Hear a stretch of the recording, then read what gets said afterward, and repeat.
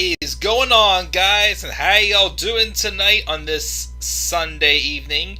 This is the Club of the Man 1993, and we are here live, and we're starting to catch up even more. Well, as I'm trying again with work not being as crazy right now, and things a little bit calmer, I am trying to get back to doing some more content on my channel besides my weekly reviews of Raw, SmackDown, AEW, and NXT, and of course, as always, here and there, NXT UK, which I have to catch up on that. I haven't watched NXT UK for a while, but I will catch up on that and recap what's all been going on with NXT UK, of course, sometime soon. So I want to, because I always enjoy doing these streams, these best and worst, these top 10, top 5, you name them all specials. And of course, with me adjusting back to my channel and just, having other things going on in my life, and I still do, of course, have other things going on right now, even though we're limited to this pandemic here. But I still do enjoy doing these end of the year, top 5, top 10s, like the best and worst from the year.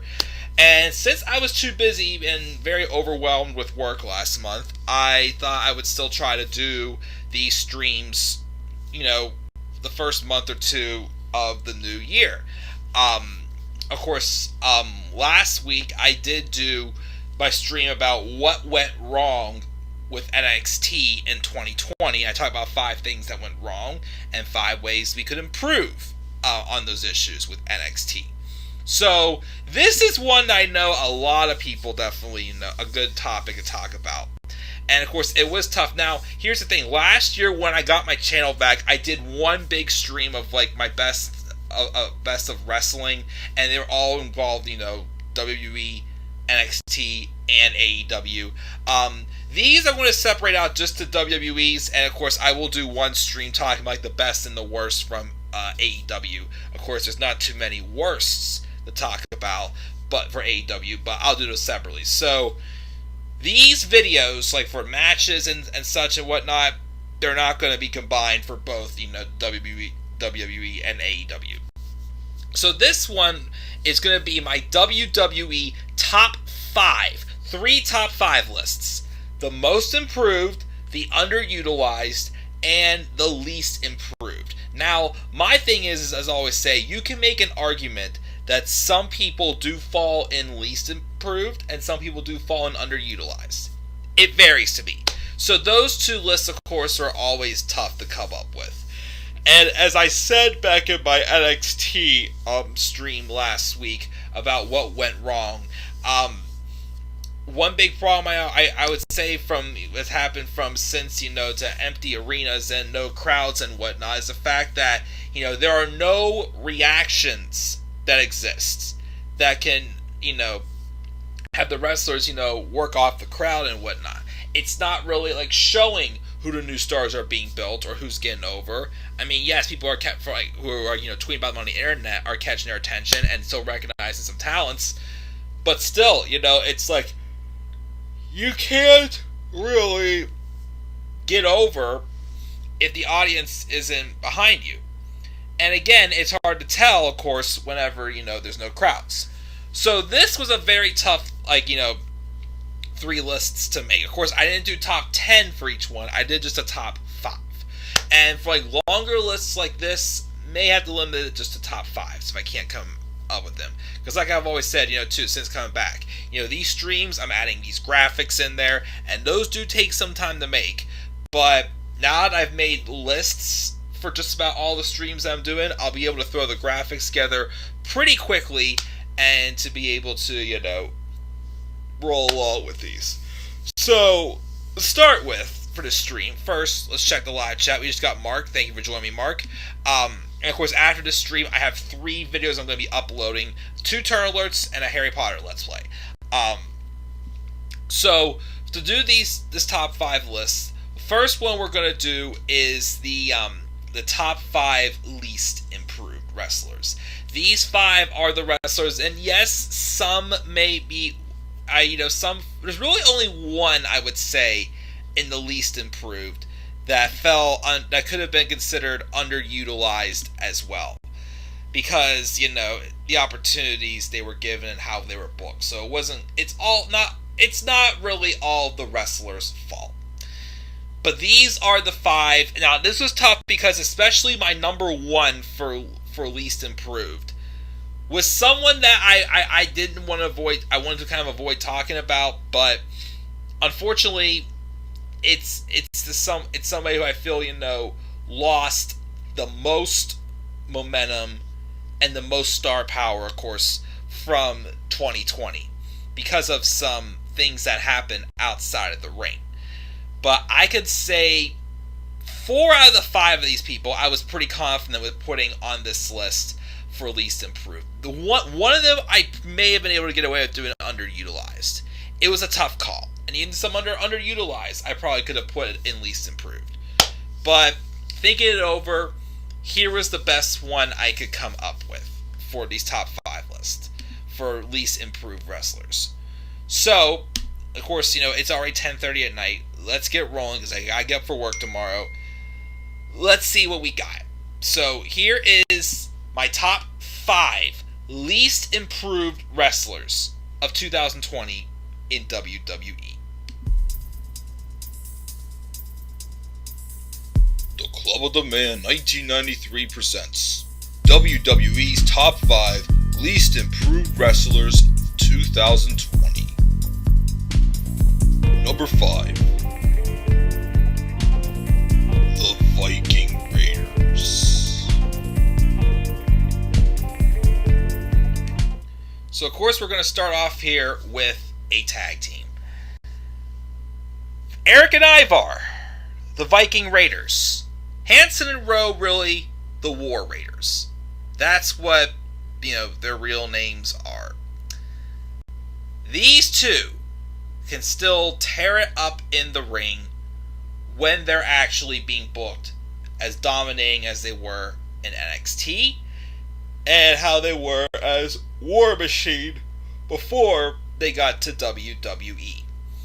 But unfortunately, their main roster run, it has all been downhill for them ever since they came up to the main roster, made their debut, and their names completely changed. Remember, they originally were going to be called the Viking Experience. But then, of course, the backlash from the name, they became the Viking Raiders. A 5-year-old, of course, could come up with a much better name than that, as I always say. And Eric and Ivar, I can say, have done their absolute best to still be over. They're still great in the ring. They're dominating. It's just this gimmick, whatever it is, it has just completely sucked the life out of them.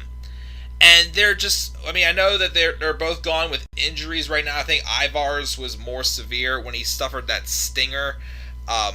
Sometime over the summer it was, I can't remember what the match was, but it was some type of dive. But these two, it's just been all downhill from them.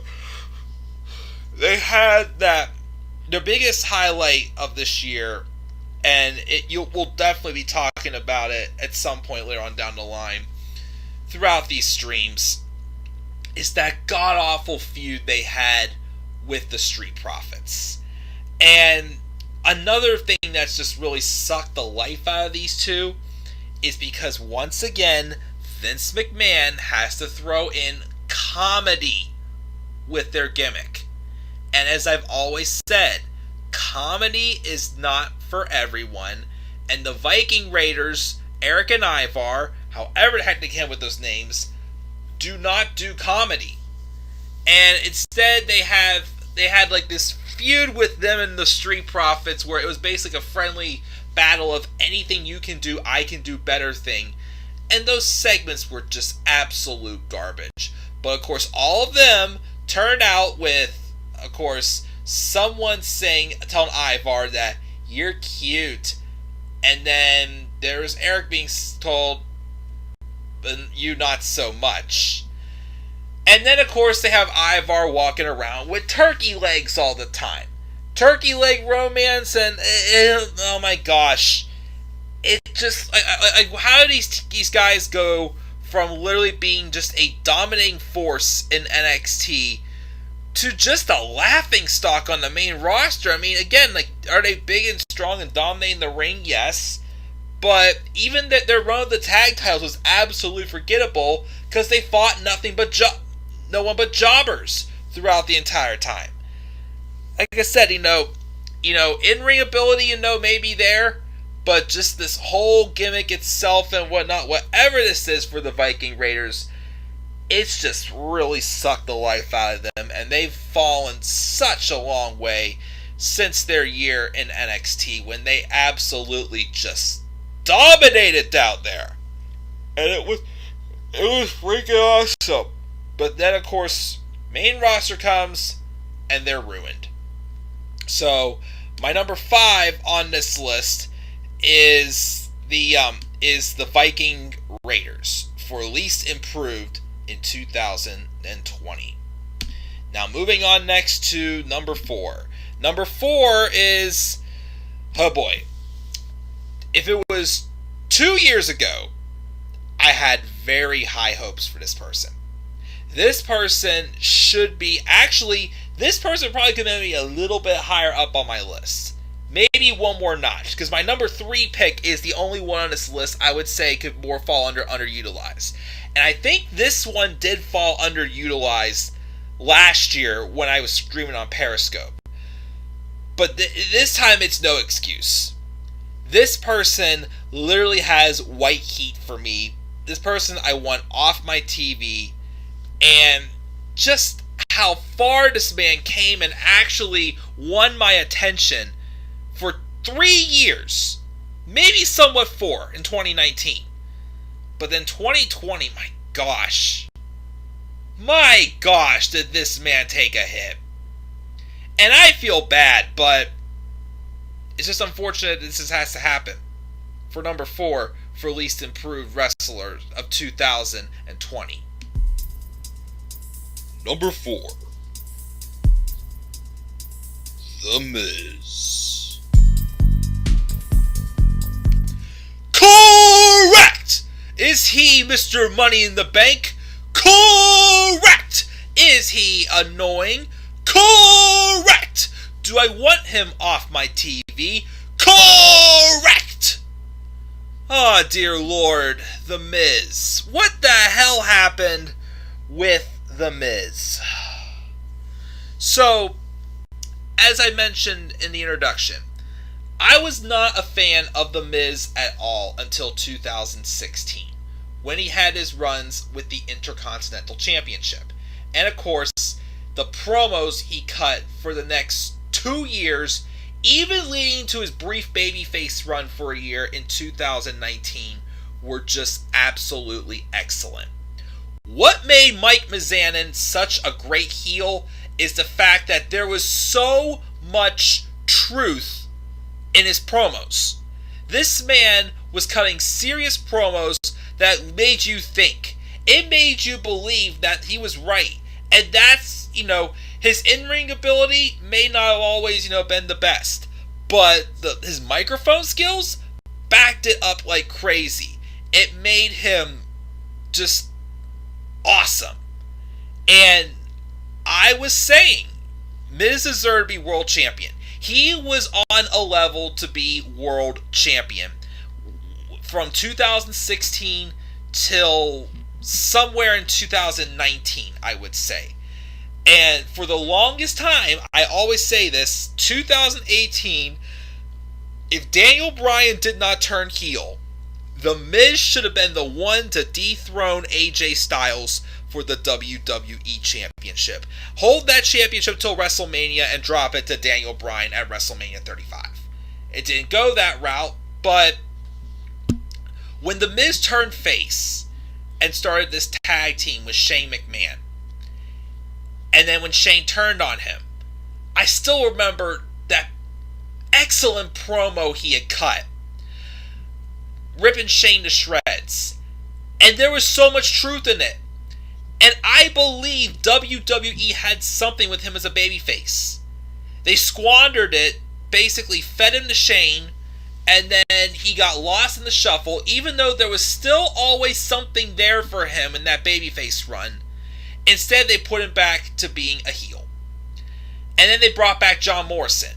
And we will talk about John Morrison later in this video. And I was fine with the Miz up until, I'd say, either when him and Morrison dropped the tag titles, or when they entered that 2-on-1 handicap feud with Braun Strowman for Backlash.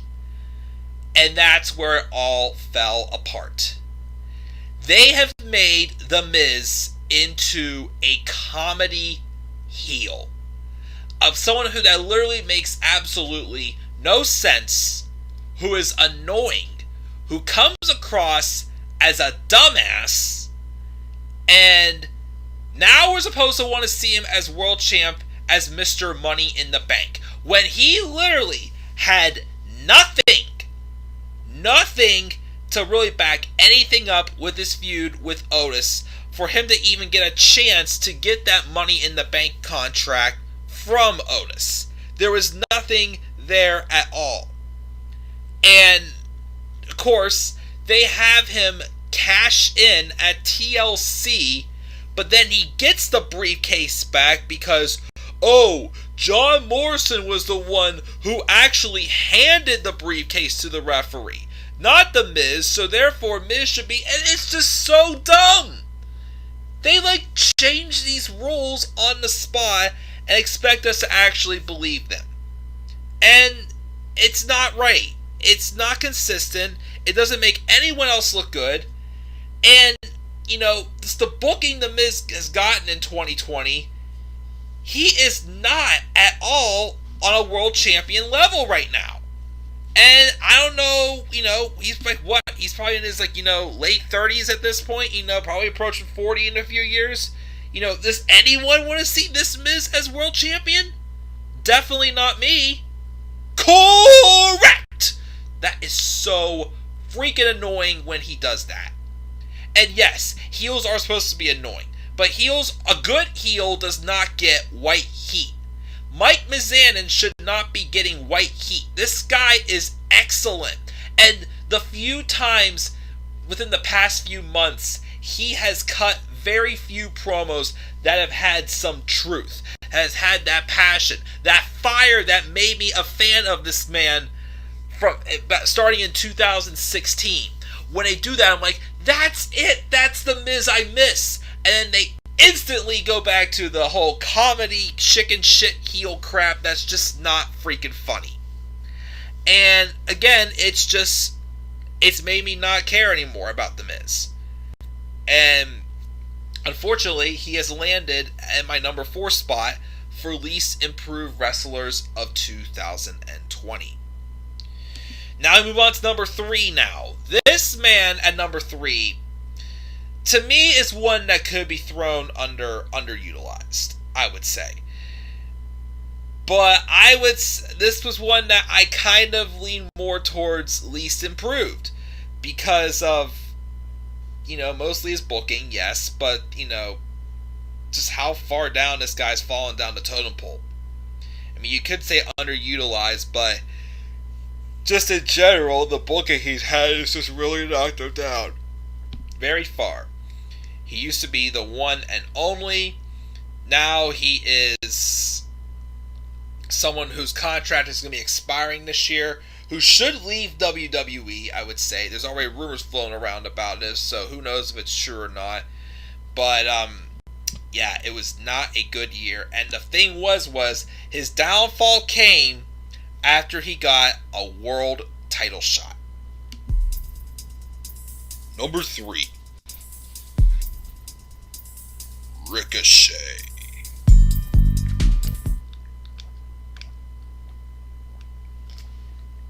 Sorry, I was taking a swig of water. Ricochet. What happened with Ricochet? He was in NXT for a whole year and had a great run with the North American Championship.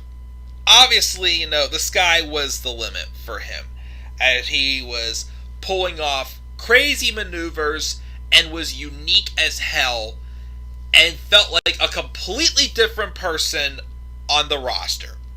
Does anyone remember the build to his feud with the Velveteen Dream in 2018? Does anyone remember his performance in his first ever match in NXT? The ladder match for the inauguration of the North American Championship. Does anyone remember him doing that freaking 630, literally, jumping over the top rope and landing just inches in front of the Velveteen Dream? I remember all that from Ricochet. He got brought up to the main roster with Aleister Black as a tag team, as they won the Dusty Rhodes Tag Team Classic right before they came up to the main roster, both him and Aleister Black. And Aleister Black, well, we'll talk about him also later on, but Ricochet came up and they put him in out. That's when they started the whole rule of, like, gotta keep your spouses on the same rosters, or, your significant others. So Ricochet was on Raw, and Aleister Black went to SmackDown. And for a while, it looked like they actually were having a plan for Ricochet. They actually gave him the United States Championship for about a month. He defeated Samoa Joe at Stomping Grounds in 2019. And then he feuded with AJ Styles. And those matches were good, but you definitely expected better from Ricochet and AJ Styles. And then he was just, hanging on for the rest of the year. And then they gave him a match with Brock Lesnar at Super Showdown. And he literally got no offense in on Brock. And he lost in like 3 minutes. The next episode of Raw, Ricochet lost to, of all people, Riddick Moss. And ever since then, it's just, he's done absolutely nothing. He literally, his, arsenal with all of his great maneuvers, his crazy stunts he does, has just been taken out of his repertoire. And he just feels like yet another wrestler, who's just there. He's taken how many losses? He's nowhere. And, they had him kind of involved with that feud with, the Hurt Business and then Apollo Crews and Cedric until Cedric turned on him. They actually remember this? I just completely remembered this. They were actually making Cedric and Ricochet a tag team at one point earlier this year around WrestleMania season. But then what happened? They lost to a team of Shane Thorne and Brendan Vink, who have not been seen on TV. Well, Shane Thorne has, because he is Slapjack of Retribution. That's right, I'm surprised they didn't put any members of Retribution on any of these lists. But we'll talk about Retribution in a different video, probably. But they lost, they were a tag team, and then they lost to a jobbing tag team. And then the moment that, Apollo Crews goes one place, Mustafa Ali is revealed to be the leader of Retribution, and then Cedric joins the Hurt Business, Ricochet's just lost in the shuffle on his own. They've had this ongoing storyline with him and Retribution, and now there's telling us about he's trying to find himself. His emotional promo he had cut on Raw Talk recently obviously shows that the guy's not happy. He is not happy, and to me, of most people who are probably, whose contracts are going to be expiring this year, this man needs to get out.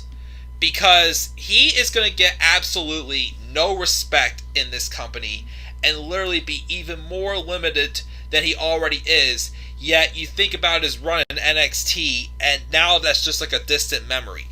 That is not the same Ricochet we have on Raw. This Ricochet is nothing.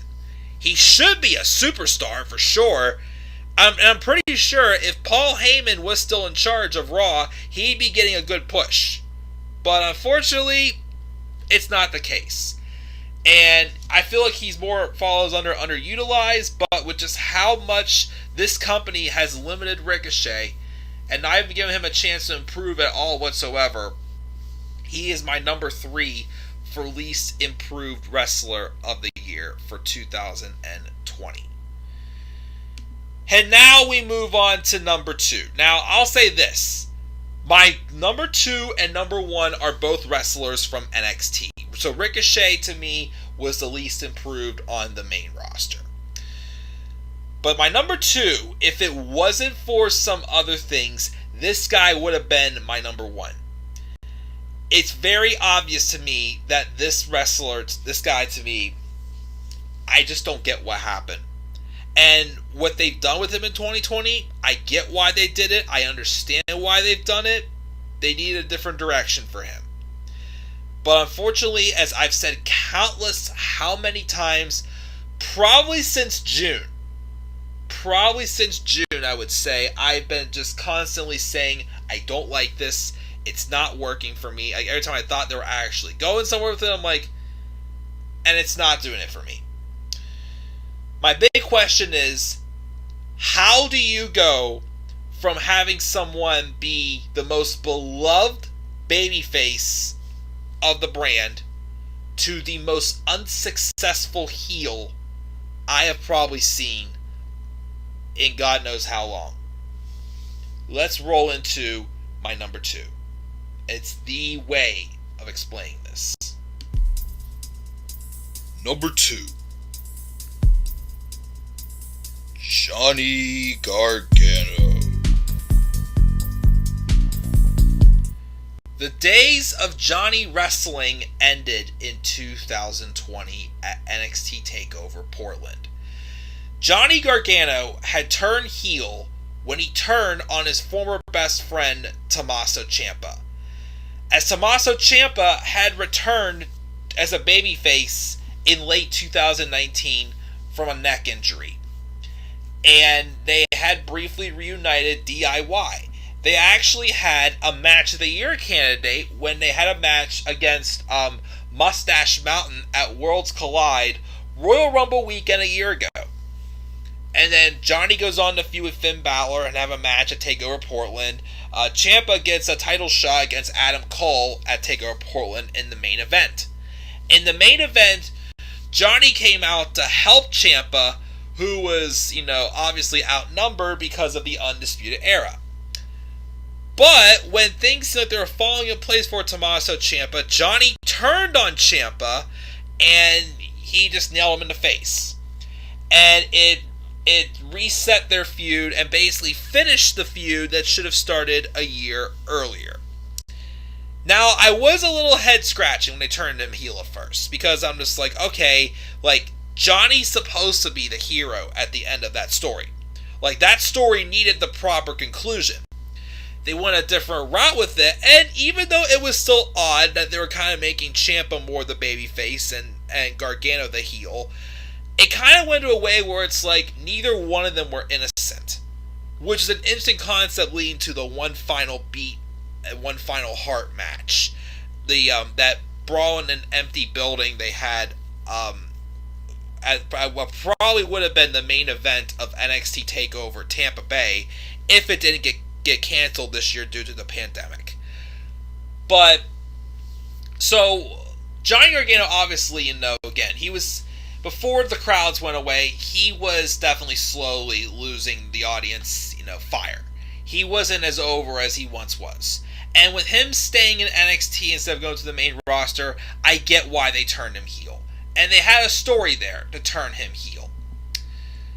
Problem is, though, ever since he got out of his feud with Ciampa, when he beat Ciampa, what has he done? He has lost how many matches, and he's had how many opportunities for the North American Championship?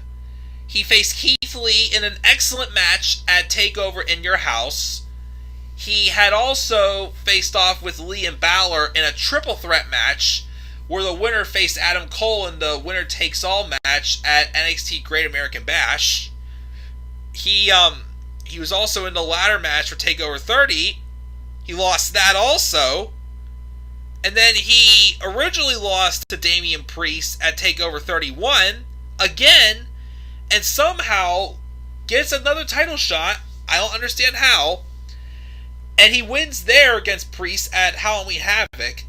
Then he drops to Leon Ruff, and then wins it back at TakeOver War Games, and now it seems like they're actually taking him a little more seriously with this stable called The Way. Him, Austin Theory, Candice LeRae, and Indy Hartwell. But it's just like, and these promos he's cutting, like these segments where, I hate to say it, he's turning more and more into what Sami Zayn was. And still kind of is. I mean, Sami has improved a little bit. I'll give him that. But it's just like they're really pushing that avenue with Johnny Gargano. And what gets me is, even though I know Johnny was losing, his popularity with the audience before he turned heel, I'm still pretty sure he would still be getting the Johnny Wrestling chants. And he is one person that's just a huge victim of these piped in noises. Because, again, it just, I can't wrap around my mind, and Johnny Gargano is just, how do you go from one of the most beloved baby faces to one of the most unsuccessful heels that just runs his mouth and has nothing to back up for it? He's just a comedy act heel, and it's not working for me. It was a heartbreaking turn, just like when Daniel Bryan had turned heel out of the blue in 2018, but at least he had something unique about his character and made it work. With Johnny Gargano, it's just not working for me. Like, yes, he's now Ash North American Champion, but again, how many times did it take him to do that? Like, he looked like he got lucky. Like, they actually have to get him a lengthy... Again, I want to see Johnny be champion for 6 months. Give him a 6-month title reign and see how it goes to revive him. But I still say, the moment crowds come back, hopefully this year, Johnny Gargano is going to be getting the old Johnny Wrestling chants and whatnot again. Because, again, this heel character for him just is not working. And him being, like a cowardly heel at times, I just think it doesn't work.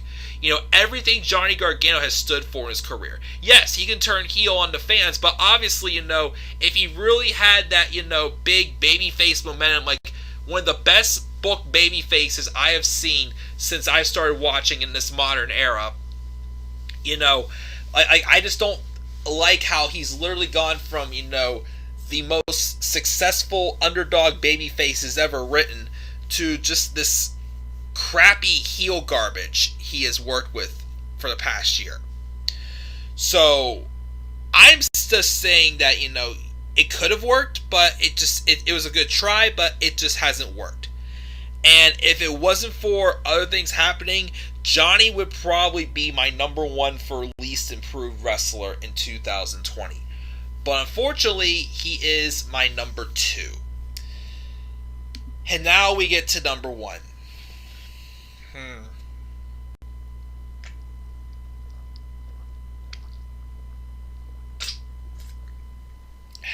I still think I would love to avoid talking about this person. But to me, this person, I felt lost the most respect in the wrestling business this past year. Even though the status of the circumstances, to me, is still unknown. It's not, but the way the WWE has handled this one, it's just unfortunate that this man had a lot ahead of him for his career, and at such a young age of 25 as well. But now, his career is basically ruined. He has no character, he's barely on TV, because anytime he is on TV now, people have that sour taste, because they're not doing anything about it to actually, make things right, and help us to understand, make it clear, and give us that clarity. But let's just roll into it. My number 1 least improved wrestler of 2020. And the number 1 least improved wrestler in WWE in 2020 is the Velveteen Dream.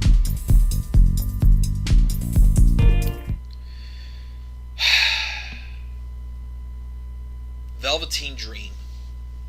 What happened? Oh boy. Velveteen Dream had been out for 5 months. He made his return, I believe, right before TakeOver Portland.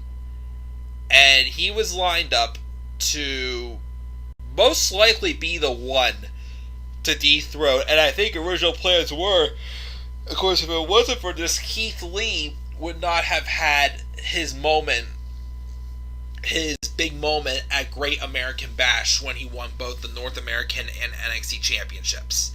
Originally, Velveteen Dream was supposed to dethrone Adam Cole, and he would go on to hold the title until TakeOver 30 and drop it to Karrion Kross. But then shortly before his first NXT championship match, he had gotten accused of some allegations with minors. And he immediately took it to Twitter and basically denied them and say he is going to work with them. So he was proactive with them. But then, of course, they didn't give him the championship. And it kind of got you worried.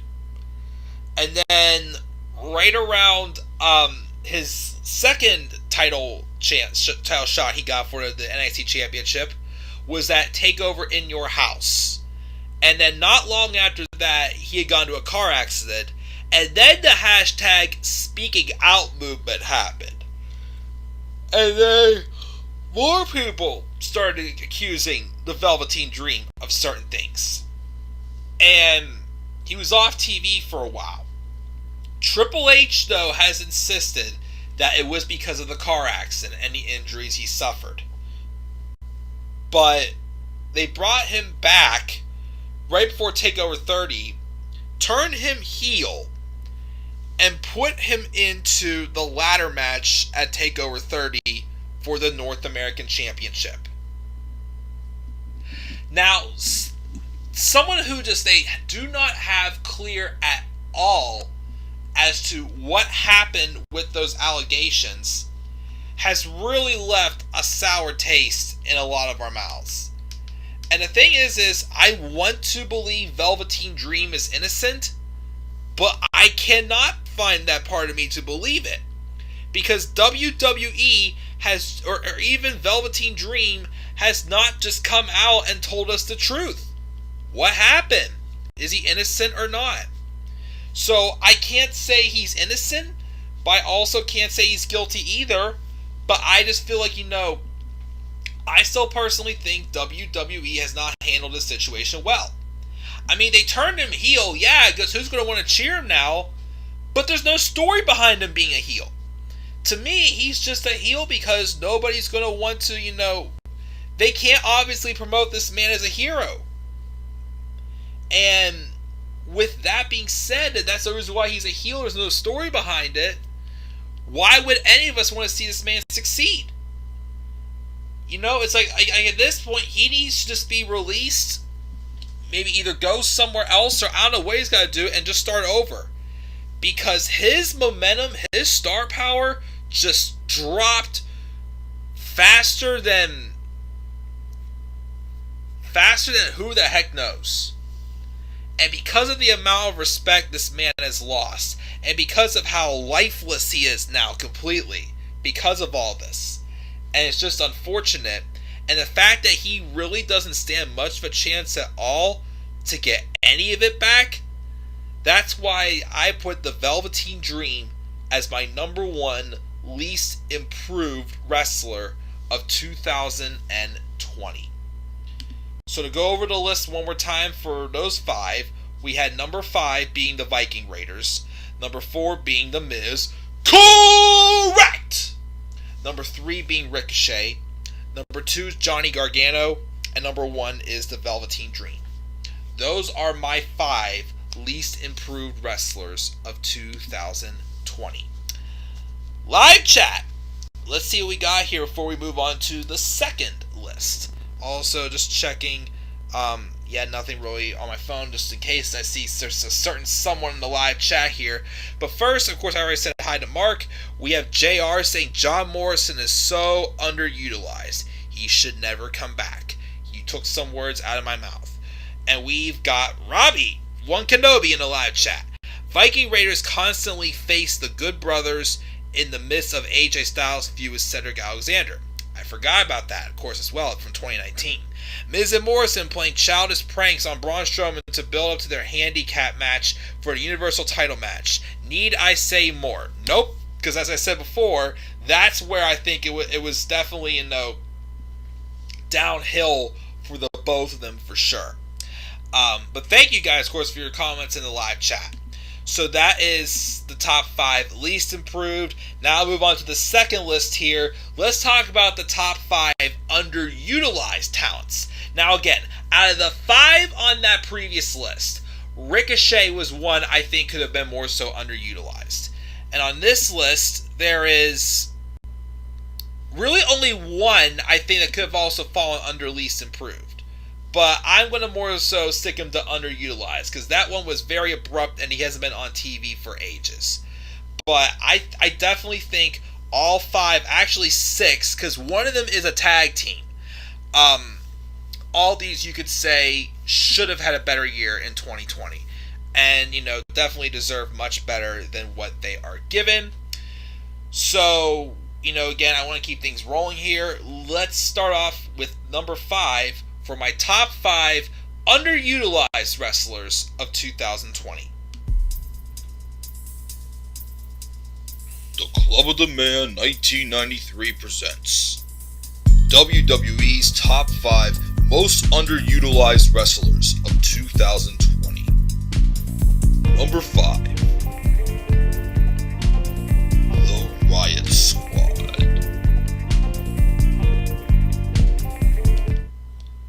Oops. Sorry about that. Bumped the wrong button there. Riot Squad. Let's start off with talking about Ruby Riott and Liv Morgan. So both these women came into 2020 very in unknown territory. Who knows what it was? Well, first, Ruby Riott came back right after the 2020 Rumble from double shoulder surgery. And originally, she had turned on Liv Morgan.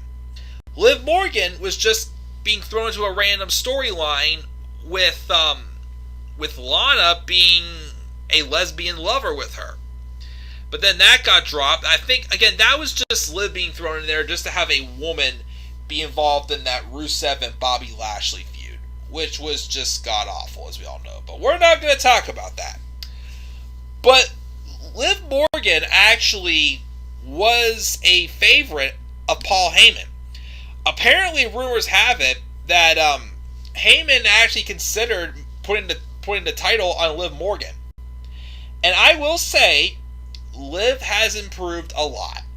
With the Riot Squad, I thought she just didn't come across... Well, the original Riot Squad, the heel squad of Ruby Riott, Liv Morgan, and Sarah Logan.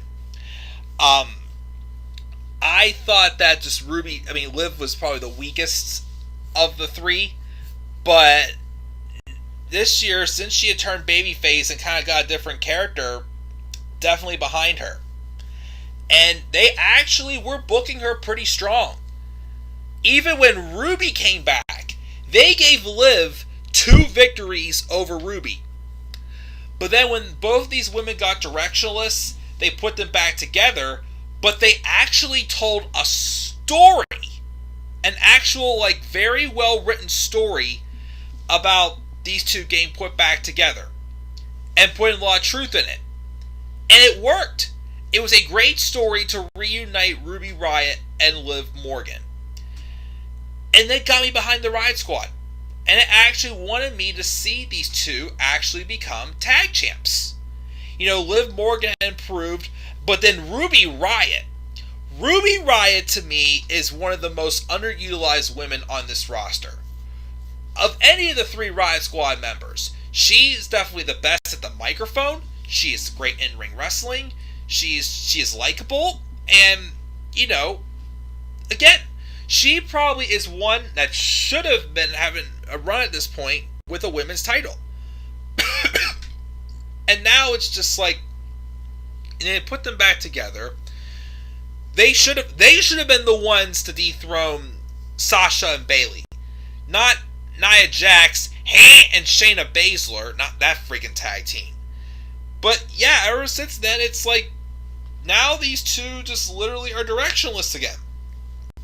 I mean, right now they're involved with some weird storyline with Billie Kay trying to join them with her resume gimmick or something like that, but these two deserve a lot better. They've improved so much, especially Liv. But now they're just squandered, basically directionless, doing nothing. I mean, we could see a match like, Sasha Banks and Ruby Riott, maybe. Give Liv a shot in there, sure, she deserves it, but nope. Basically, not much of a direction for them at all whatsoever. And it's unfortunate. But, yeah, so number 5 for underutilized for me is the Riott Squad. Number 4 on my list here. This person didn't have a bad 2020. But I put this person on this list solely because they definitely could have done better. They definitely deserve much better than what they're given. And now the fact that this person is being used to protect someone else. And it's ridiculous to me. And why is this person still involved in the crap they're involved with? I don't know. But definitely someone who should be main eventing the women's wrestling division. I mean, the women's division by now. Instead, she's now protecting someone else. And I just mentioned her briefly in stuff about the Riott Squad. But let's talk about number 4 for most underutilized wrestlers in 2020. Number 4. Shayna Baszler. Shayna Baszler officially came up to the main roster in 2020 after being involved in NXT for quite a while with 2 lengthy and very well title reigns in NXT. Basically being that woman who just instantly walked in and just basically, just took full power over that women's division. She had a brief, dominating 8-minute performance in the Women's Royal Rumble match, coming in at number 30, eliminating 8 superstars, tying Bianca Belair's record, who she had eliminated 8 as well last year as well.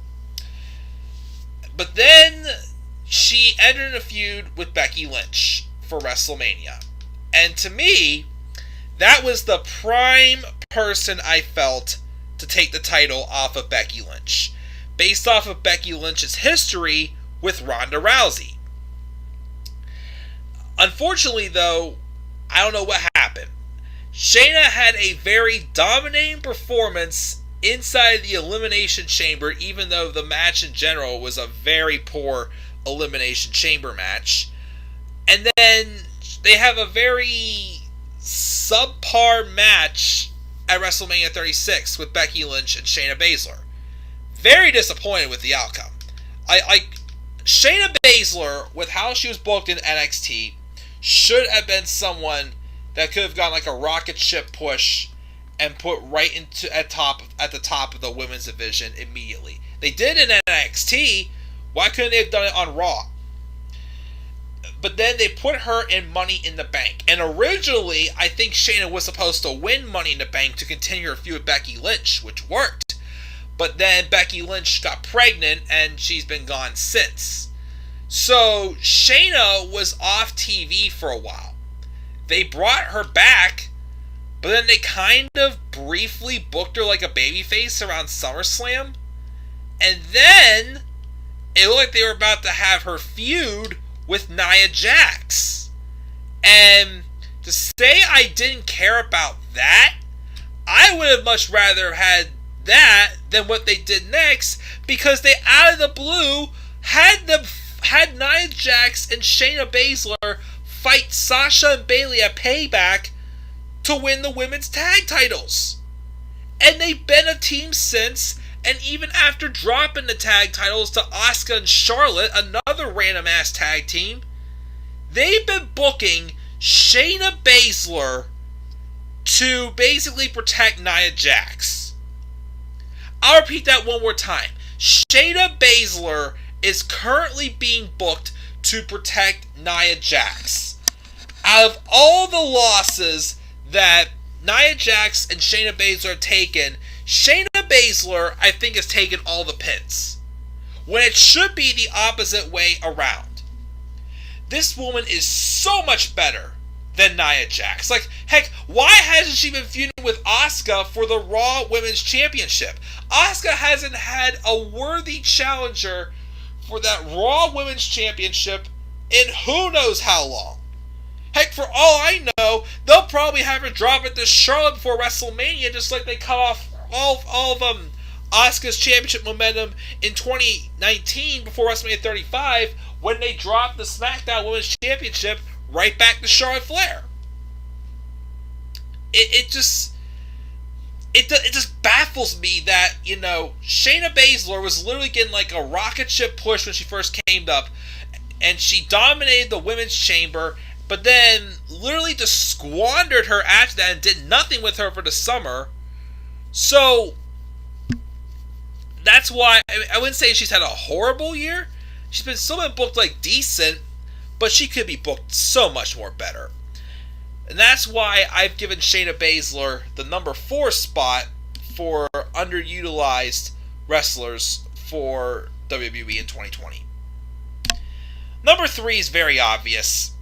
This person, we've said how many times, has been underutilized. A former Olympian, and had a crummy gimmick that he finally gave up in October, I believe it was. And now, with his new gimmick, it's better than it was, but still not much anywhere for him. Who knows where it's going to lead for this next guy. Number 3. Chad Gable. From an Olympian to Sheamus' personal punching bag to Baron Corbin's ransom assistant, who the heck knows? 2020 was again not a friendly year for Chad Gable. He came into the year just changing his gimmick and being Shorty G. That horrible run that he had. And then he had like a brief feud with Sheamus. Well, actual feud, because it actually was a match on the Royal Rumble pre-show, where he got squashed by Sheamus.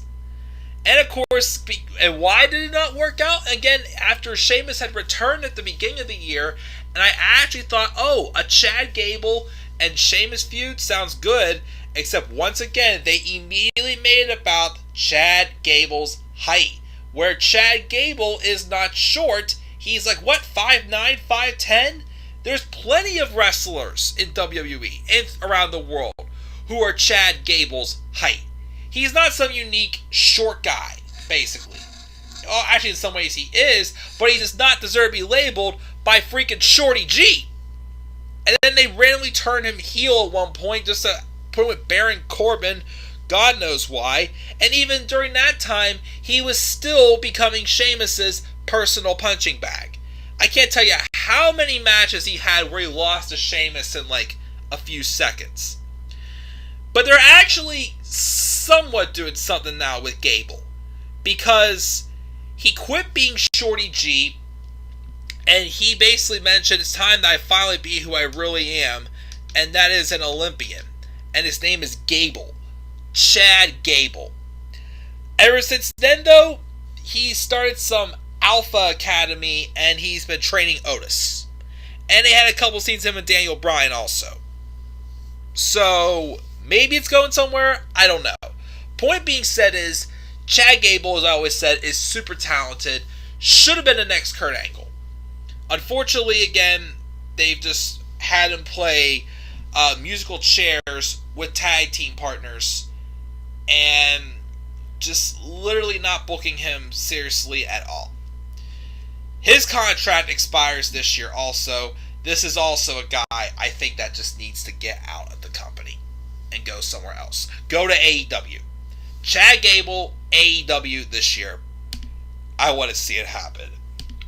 So that's why Chad Gable is my number 3 for Underutilized.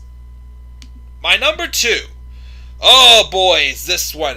This is one that I feel could have also fallen in least improved. Well, I didn't because up until July, this guy was in fine shape. Like, he was in a good spot. But then it felt like, just like that, they cut everything off from him. Just like that, they took everything away from him. And to think also, this was the second option Paul Heyman had to give that main event push on Raw that he gave to Drew McIntyre. Now to see where he's at, oh boy. And especially also they got rid of his theme song. Let's move on to number 2 for Underutilized. Number 2. Aleister Black. Please explain to me how we've gotten to the point that Aleister Black is not even on TV right now. That literally a man that was rumored, if it wasn't Drew McIntyre, Aleister Black would be getting that main event push that Drew McIntyre has gotten this year. Aleister Black was having a fine 2020. He came in again, being booked strong.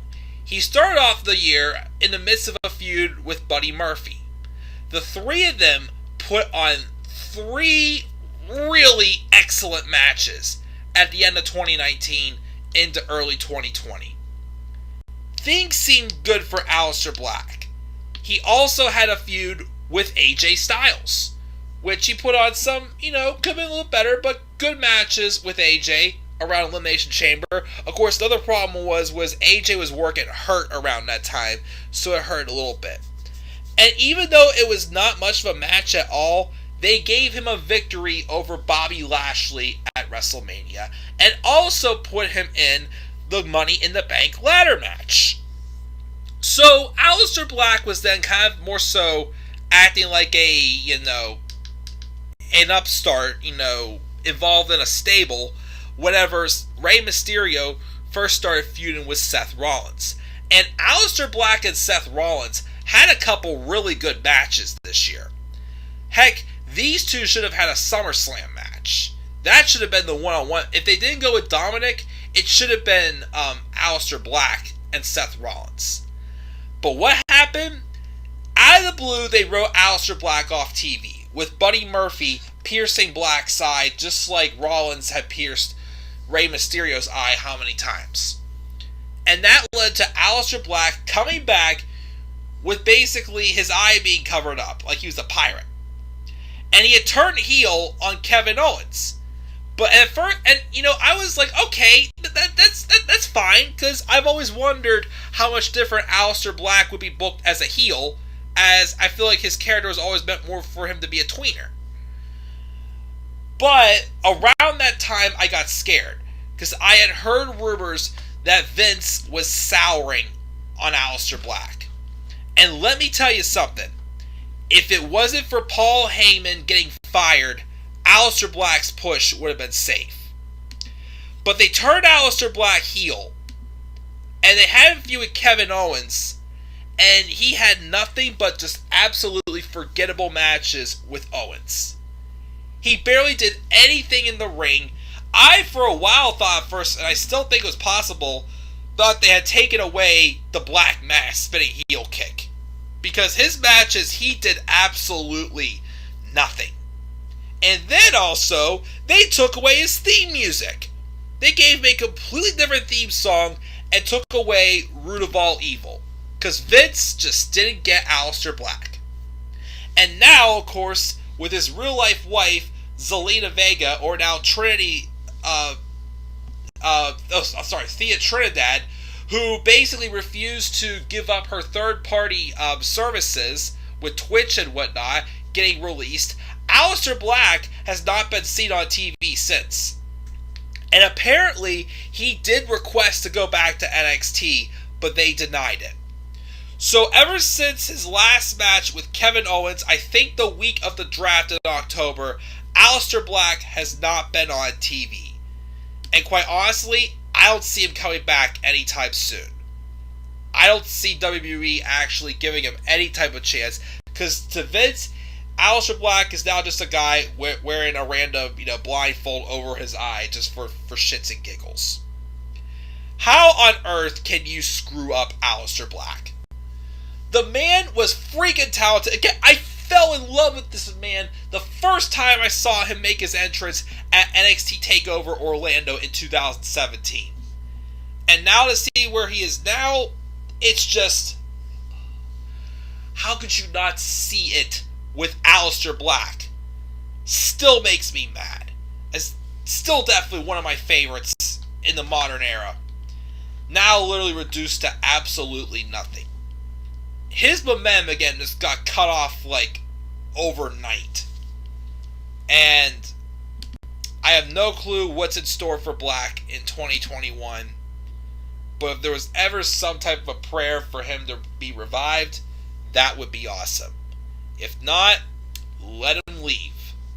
Let him go, because he is too good to be sitting on his couch doing absolutely nothing. And again, to think, as I said before, that if it wasn't Drew McIntyre, Aleister Black would be getting the main event spot on Raw. So, that's my number 2. Number 1. Now, Aleister Black would have been number 1. But this man at number 1 to me was the most underutilized. Because this man returned to WWE in 2020. He basically had the tools to instantly be a main eventer. Put on classics against the guys of like Seth Rollins or Edge or Roman Reigns, AJ Styles.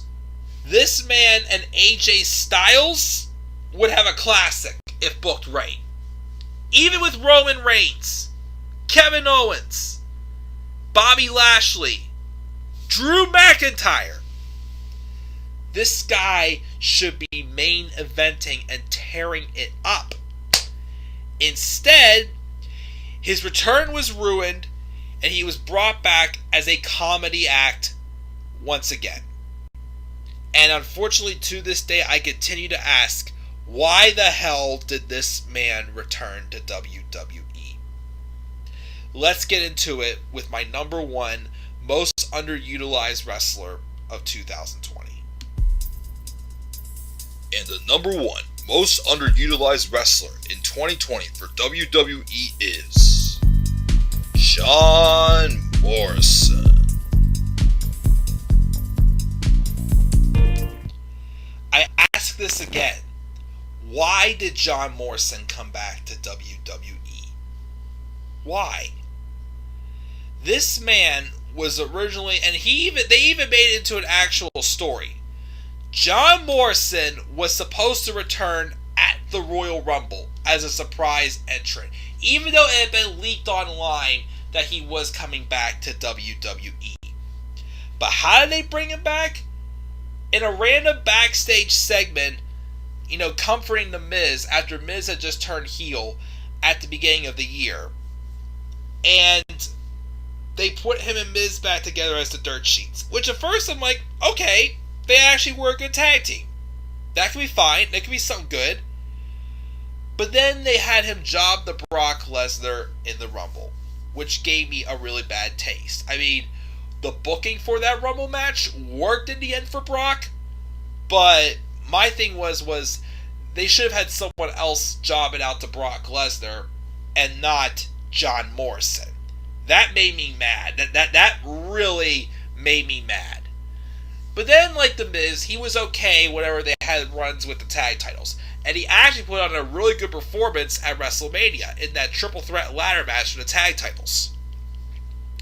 But then after they dropped the tag titles, not only did John Morrison become annoying, he became stupid.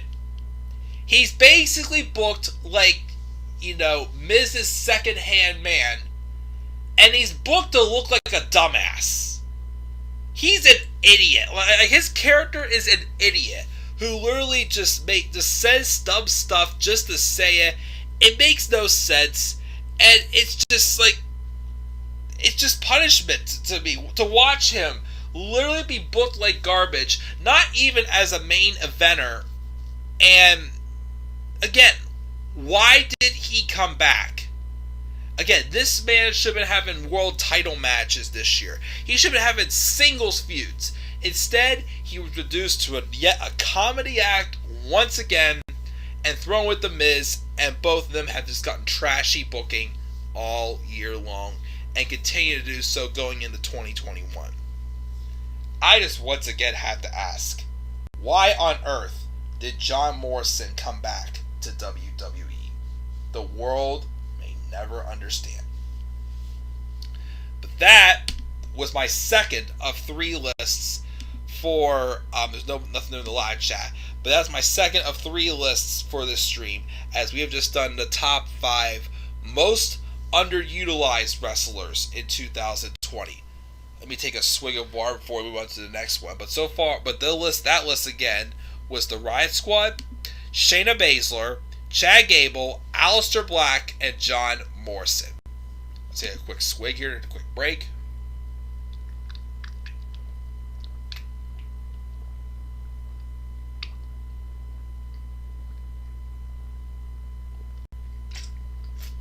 That felt good.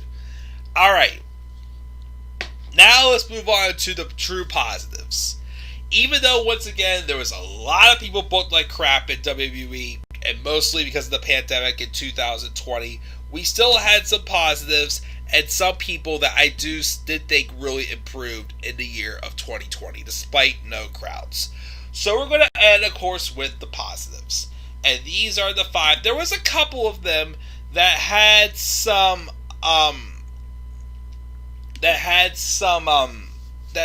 good that also I considered as well, but these were the ones I felt like that really took off and found a groove again, or had jumped out of a bad groove and never really had before, but finally figured it out.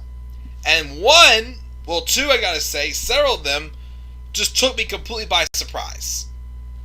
So, this is a very interesting top 5 list for my top 5 most improved of 2020. So, of course, it's 11:35. We're going to roll with this, and let's see what we got here. Starting off with number 5. The Club of the Man 1993 presents WWE's top 5 most improved wrestlers of 2020. Number 5. Alexa Bliss. Little Miss Bliss really went to the dark side, but this time not really so much as an evil bully or whatever you want to call her from before she had turned face, but as just creepy but entertaining, even though originally I hated what they were doing with it. But it's one of those things that went from like, this is awful, to, oh, this is actually pretty good. So Alexa Bliss, when she came to the main roster, was a little bit overpushed. I mean, did she deserve the opportunity she got? Absolutely. But again, she was a little bit overpushed. And I don't think she was quite as good as WWE made it seem like for her to be. And I was even on board after she had feuded with Bayley in the summer of 2019. It seemed that they had finally, taken a direction, and Alexa Bliss, as I thought, for a change, was a babyface. Even though her microphone skills were much better as a heel, I still thought that, they had ran the course with Alexa Bliss as a heel. She needed to be a babyface, I thought, just to give her fresh direction. But dear Lord, was she just dead in the water and directionless. That whole time when she was in a tag team with Nikki Cross, winning multiple tag titles at times, including dethroning the Kabuki Warriors at WrestleMania 36 in the opener. And then they eventually dropped them to... Who was it again? I'm trying to remember now who they dropped those tag titles to. I actually forgot. Crap. Oh, yeah, they dropped them to Sasha and Bayley. That's who they dropped it to. But then they started that storyline. Well, the first tease of it was in that swamp fight. That awful swamp fight between Bray Wyatt and Braun Strowman at Extreme Rules that literally made no sense. So they had Alexa Bliss randomly appear in that, and they tried to go back to that story of Braun Strowman and Alexa Bliss's, love thing when they were Team Little Big in the Mixed Match Challenge. Problem was that was just a little bit of like a funny little skit that they did for the Mixed Match Challenge, which just didn't match up to what was actually going on for the actual storytelling for WWE. So that got really weird and hokey, and she got involved in the Braun Strowman and Bray Wyatt feud. But in the moment it was not involving the Braun Strowman and Bray Wyatt feud anymore, Alexa Bliss slowly started getting possessed by the Fiend. And with it going a little bit of a different direction and not with the Braun Strowman stuff, it actually ended up working. Alexa Bliss, I think, even though she more so has more of like a character gimmick and not really much of an in-ring, gimmick anymore, definitely has really done excellent with this new thing. The whole thing of her, being possessed by the Fiend, to then having these strange and psychotic powers and whatnot. To me, it works. It's very fresh, and honestly, I'd be okay with her dethroning Asuka for the title. I think with this gimmick, I think it works.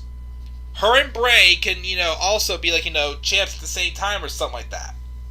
But a fresh character change, and despite the fact that I didn't like how it started, but to me, they made it work.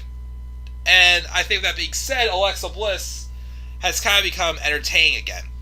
So that's why Alexa Bliss is my number 5 for most improved of 2020. So that again is my number 5. Number 4 is a stable. It had guys who pretty much were being underutilized, not being booked well, and just, had some career resurgences thanks to a surprise return by a certain man around the Royal Rumble. Actually, in the Royal Rumble match, he made his return this year, and he really helped revive these guys' careers. And that being said, I can't say anything more. Here's my number 4 for most improved of 2020. Number 4. The Hurt Business. Bobby Lashley, Shelton Benjamin, and Cedric Alexander were not really doing much at all, or was being booked like crap going into 2020. Bobby Lashley had just married Lana in that terrible storyline. Shelton Benjamin was barely on TV, and Cedric Alexander was also basically buried after having a pre-show match with AJ Styles for the United States Championship on the pre-show at Clash of Champions in 2019, which still makes me mad to this day. But then MVP Montel Vontavious Porter randomly returned at Royal Rumble 2020. And I thought it was just a one-off appearance for the fun of it. But then he stuck around. He started, settling back in as a heel. And he then started, trying to, get all buddy-buddy with Bobby Lashley. And Lashley, who had started finally distancing himself from Lana, was basically taking up MVP's offers. And these two became a dominating duo. Even had a very well booked feud set for Backlash against Drew McIntyre for the WWE Championship. After finally getting rid of Lana, though, they then added Shelton Benjamin, who wasn't doing much either. And then they were going after several of the younger talents, like Apollo Crews, I think Mustafa Ali, and Ricochet, and Cedric Alexander. And the only one who ended up going into the Hurt Business was Cedric Alexander. These four, I think, have put on excellent performances. Bobby Lashley has been dominating. His promo skills aren't really still the best, but he actually, is not being booked like an idiot anymore. John Morrison, who's now an idiot, Bobby Lashley actually is intimidating and dominating. And Cedric Alexander, holy smokes. Even though I still think Apollo Crews should be in this spot, Cedric Alexander, to me, has really made the best of him being in the Hurt Business. He's picked up some good wins. He's put on some good matches. He's now a tag team champion. And now they're telling the story where he's definitely getting really full of his ego. And it's working because it's actually giving him wins. But then, of course, the fact that even though I think that maybe it's a little too soon to start teasing a breakup with them, but then, the moment, he starts, trying to play hero and screwing things up for Shelton Benjamin, is making him look pretty good, too. These four are in great spots to do some great things over the next few years in WWE.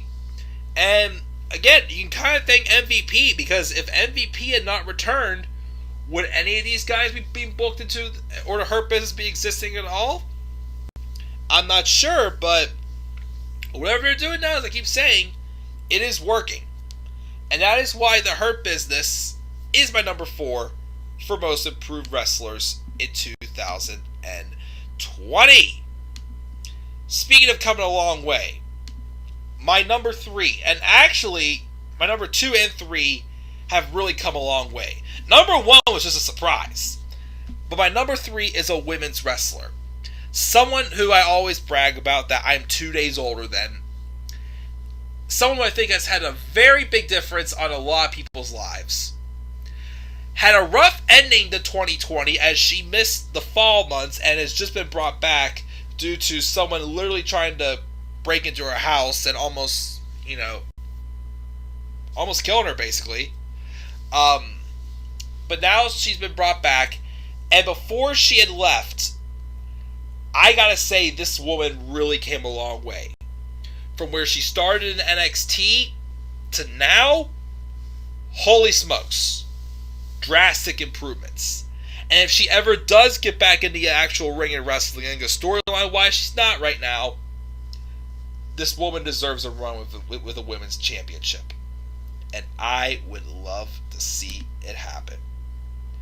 So let's move on now to my number 3 most improved wrestler of 2020. Number 3, Sonya Deville.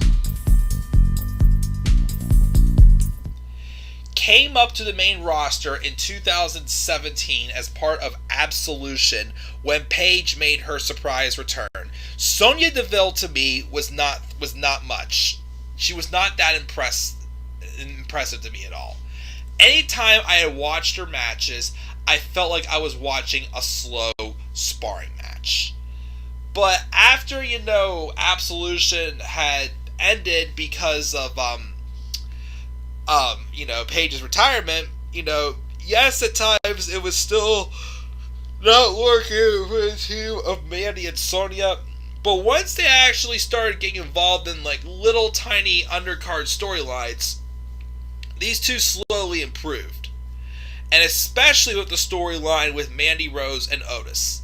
And And I'll give Mandy credit. Yes, in the ring, she's still not that great.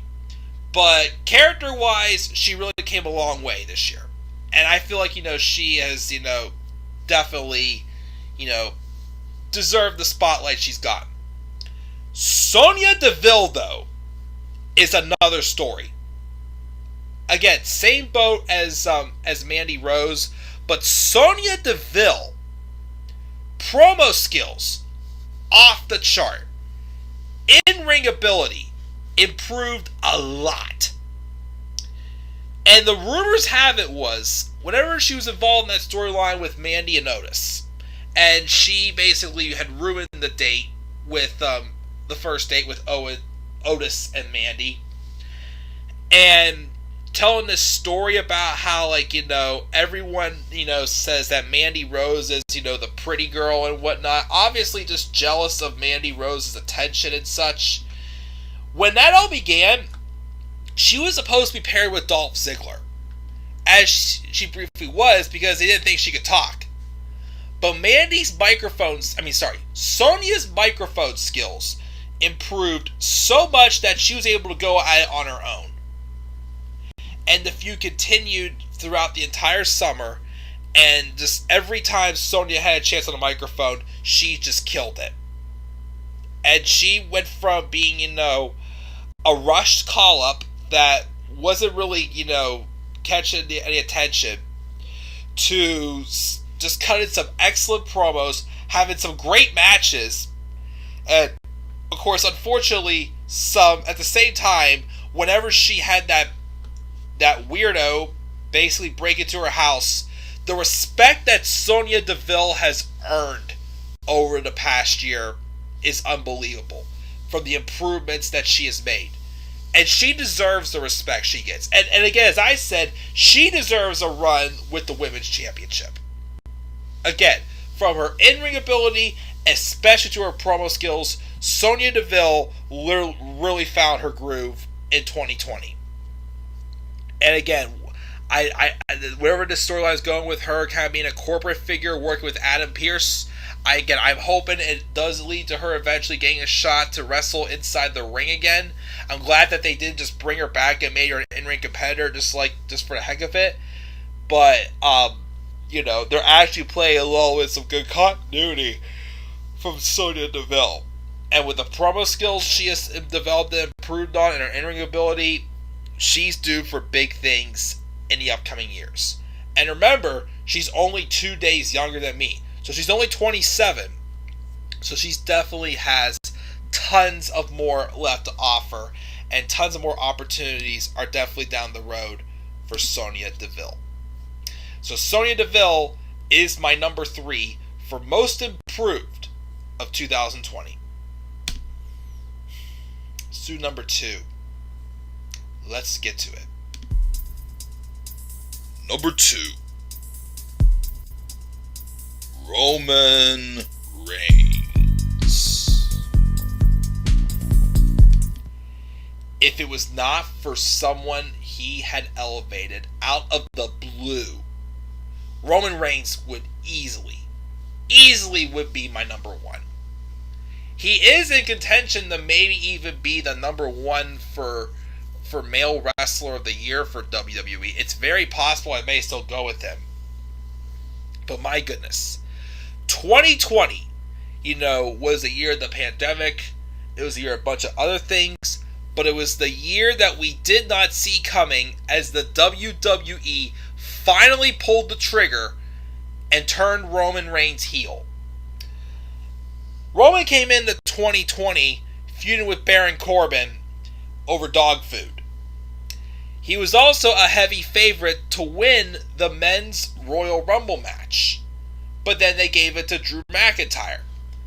But then out of the blue, they were having him fighting Goldberg at WrestleMania for the Universal Championship. And probably main eventing it for the 5th year in a row. But of course, when the pandemic hit, Roman, who of course has a weak immune system, and he had twins along the way, he was like, yeah, I'm not doing this.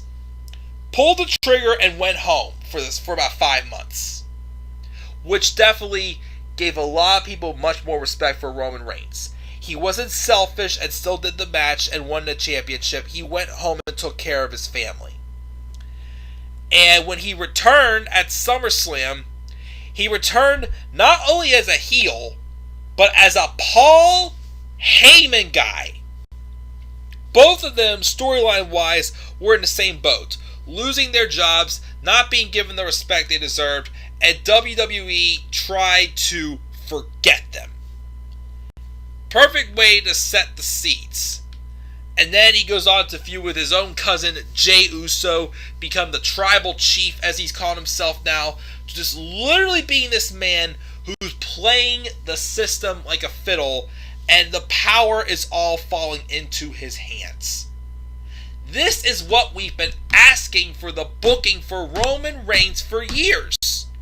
And I even did a video, I remember at one point, I think in 2018 it was, basically asking the question, WWE, if you really want to make Roman the top guy, why don't you just actually try instead of just booking him how you want to book him? But the fact that they actually gave in and turned him heel was just unbelievable. And the work he has put in, the feuds he has had since, he has made anyone he has worked look excellent. Where if it was Braun Strowman, or Jey Uso, or Drew McIntyre, and currently Kevin Owens, maybe Shinsuke Nakamura too, but when you literally took that whole pushing greatest of all time, man the company gimmick off of Roman Reigns and let him do something more unique and be himself, look at how much of a difference it makes. Roman Reigns is a megastar. He is putting on again the best work of his career with that Universal Championship. He is finally getting the reign he's always been due to have. And it's just working out so great for him. So if it wasn't for somebody else he put over, yes, he beat him twice, but he made him into a bigger star, Roman Reigns would have easily been my number one for most improved. But we have somebody else. Somebody else who, I still don't think he'll ever get a singles title, but the fact that they actually made me believe that he could be a single star is something else. He has a brother that's been out since right after WrestleMania due to a knee injury. And you thought he would stay on the shelf too and just wait for his brother to come back? Think again. He then became my number one most improved wrestler of 2020. And the number one most improved wrestler in WWE in 2020 is Jey Uso. You really never thought WWE would make any of the Usos feel like a single star, let alone a main eventer. Jey Uso came into the year, I believe, was he tag champions? No, he was not. They were not tag champions. No, it was New Day, I think, that came in as tag champs, and they dropped the titles to Miz and Morrison. Yes, that was the case. And then they had the match at WrestleMania, but then Jimmy Uso got hurt, I think in that match or in the latter match after that, when the other wrestlers who didn't wrestle at WrestleMania wrestled in that one instead. And then for a while you thought, okay, Jey Uso's probably going to be just reduced to pretty much nothing and just sit at home and wait for Jimmy to come home. But then the Roman Reigns heel turn came. And then they started playing that gimmick where Roman just plays the system, acting like he can make anything he wants to happen around here. Well, then he got that to a point where he got his own cousin, Jey Uso, one of his best friends in real life, to have a match with him at Clash of Champions. And they had another match at Hell in a Cell. The matches those two had were just storytelling masterpieces. the mission to make Roman Reigns more seasoned as a heel was accomplished beyond expectations. But the story they've continued to tell with Jey Uso, with him falling under the wing of Roman Reigns, doing whatever he can to please Roman. He's even still gotten beaten up by Roman Reigns, even after, he's basically, accepted the fact that Roman's his tribal chief. But the fact that he's had clean victories over the guys like AJ Styles, Daniel Bryan, and Kevin Owens. This man literally has had two of the best matches of the year, and they were just meant to be just, storytelling matches. But in all the years, did you really ever think Jey Uso would be a main event star? I thought he was just going to be just a tag team star all of his career. But things are really going to be interesting when Jimmy comes back. I'm still hoping for a heel bloodline taking on the Street Profits at WrestleMania. That's what I would do for the SmackDown tag titles if the Street Profits win back the tag titles. But, wow. You could not have told me, one, that a pandemic was going to happen in 2020. You also could not have told me that Roman Reigns was ever going to be a heel. But you also couldn't have told me that Jey Uso was going to become a single star and be in the main event scene. And it's worked out so good for him. So congratulations to Jey Uso. He is my number one most improved wrestler of 2020. And with that being said, guys, that's going to do it. Let me first read off the lists again, and I'll check the live chat one more time before I go off the air. So, we've got least improved. Number 5 was Viking Raiders. Number 4 was The Miz. Number 3 was Ricochet. 2 is Johnny Gargano. 1 Velveteen Dream. Underutilized. Number 5 is the Riot Squad. 4 is Shayna Baszler. 3 is Chad Gable. 2 is Aleister Black. Number 1, John Morrison. And for most improved, number 5 is Alexa Bliss. Number 4 is The Hurt Business. 3 is Sonya Deville. 2 is Roman Reigns. Number 1, Jey Uso. And that, my friends, is going to do it for this special stream tonight. The top 5 most improved, underutilized, and least improved wrestlers in 2020. Again, I'm going to continue to do these special streams to talk about some of the best and the worst from 2020, trying to bring these back to life again, and just go from there. But hey, it's midnight. I've been on here for an hour and a half. I'm tired. Gotta go to work tomorrow. It's Monday morning, so you know how that works. But I will do another one of these sometime this week. I will do a special stream. Probably, I think storylines are next. I think that's next. Yeah, not sure I'm going to do a top 10 or a top 5, but we'll see how it goes for storylines in 2020. So guys, but besides 2 turn alerts and my Harry Potter Let's Play, that's going to do it for tonight. Thank you again for all your patience for you guys recently as well. So let me guys know down in the comment section below, what are some of your least improved, underutilized, and most improved wrestlers of WWE in 2020. Make sure to leave your thoughts again down in the comment section below, and be sure as always to slap a like on the video, subscribe more content on my channel, and follow me on Twitter at DemandAirBonnie3. I'm checking out, taking a shower, and going to bed. Good night, guys. Thank you again for all your support. Have a great week, and I hope you all have a great night. Peace out, everybody.